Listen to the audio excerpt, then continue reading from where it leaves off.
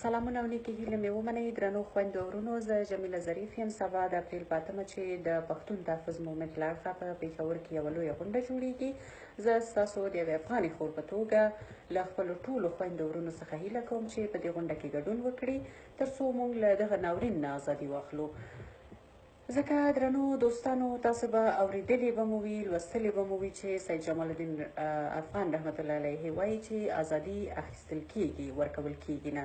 دا چې په دې 40 کلونو کې یا په دې 40 کلن ناورین کې زموږ پښتون په بېلابېلو نومونو خرڅ سوی ده، وژل سوی ده یا کډوال سوی ده، بېکوره سوی ده. خو دا چې نن منظور پښتون په نوم یو پښتون راجګېږي او د دغه ظلم په وړاندې خپل غږ جګوي، نو موږ باید د اواز یا د غږ ملاتړ وکړو.